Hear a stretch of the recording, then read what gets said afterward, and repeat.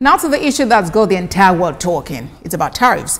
President Donald Trump's trade war is still sending shivers across nations, especially export-dependent countries. President Trump has kept to his promise of imposing higher tariffs on Chinese goods if President Xi Jinping does not reverse an additional 34% tariff he imposed on Chinese goods. We'll be bringing you details about this, and we'll also have joining us for more on the conversation a foreign affairs analyst Kelechi Decker to look at the intrigue surrounding this incident, what it means for the world, and probable solutions if there are any. And in the meantime, let's tell you that Vietnam's economy, which largely depends on export, is being badly hit by President Trump's tariffs. Outside of China, no other region has been hit as hard as Southeast Asia. Near the top of the list are Vietnam and Cambodia, which have been hit by some of the highest tariffs, 46% and 49%.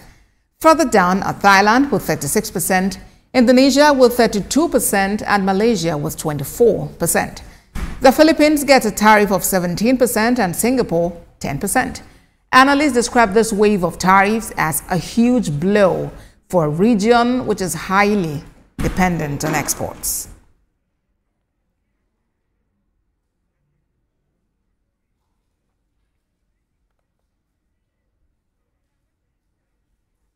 Let's now bring you a report on the impact that President Donald Trump's trade war is having across the world. It's actually sending shivers across nations, especially among the export-dependent countries.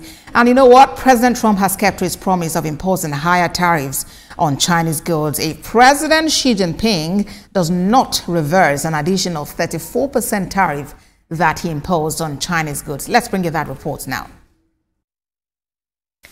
President Trump seems to be ringing it loud and clear to the world that he does not play games with his administrative decisions or positions, and that is sending shivers across world economies. He has kept his threat to further increase China's trade tariff from 54% to 104% trade levies on Chinese goods after warning China to reverse the 34% tariff it imposed on U.S. goods. President Trump, who has just signed an American energy executive order, says the U.S. is already taking in almost $2 billion a day in tariffs and is doing very well. Tariffs, we're taking in almost $2 billion a day in tariffs, $2 billion a day, and we're doing very well.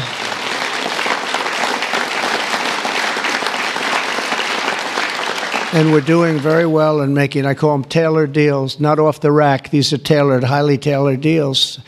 In retaliation to President Donald Trump's 104% levy on Chinese goods, the Chinese president has hit U.S. goods with 84% tariff. China is accusing the White House of bullying practices. But the country's State Council Information Office has released a white paper to clarify facts about China-U.S. economic and trade relations.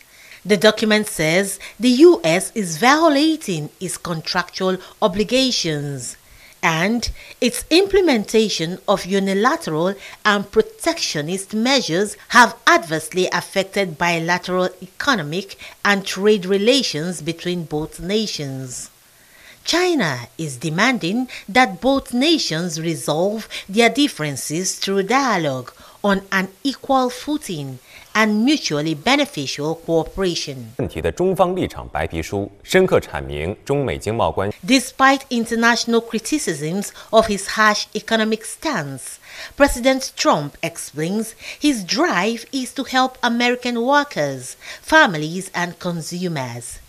He proudly adds in his words that world leaders are dying to make a deal on his tariffs. Right now, Japan is flying here to make a deal.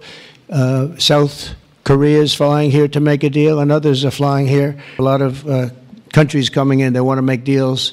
If I told them about making those deals 2 years ago or 3 years ago or 5 years ago, they'd be laughing at us. Now they're all signing up. Southeast Asian nations like Vietnam, Thailand, and Cambodia, whose economies are export dependent, are already crying out for the U.S. to reconsider its stance.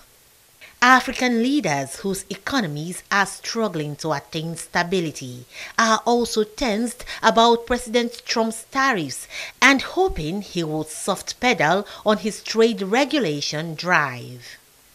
Jacqueline Ogo, TVC News. For more on the trade war, foreign affairs analyst Kelechi Deka joins me here in Lagos State. Good to have you join us, Mr. Deka. What do you see the U.S. and China taking this war of theirs? You know, I've listened to a lot of people, call it U.S. and China, in business, and anybody who understands the world economy is so integrated, that this is a world trade war.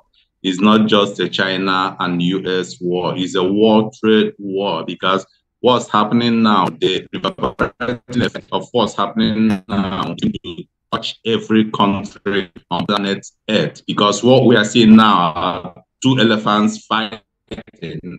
These are the two economies in the world. Mr. Deka, there is, I'm having issues, hearing you clearly. Would have to do some reconnection and try to see if it's better, so we can very much have that conversation, which, the world really has to hear about now. So we'll get back to that conversation. But at the moment, let's bring you some other report. But before that, let's take a break. When we come back from that break, we'll continue that conversation.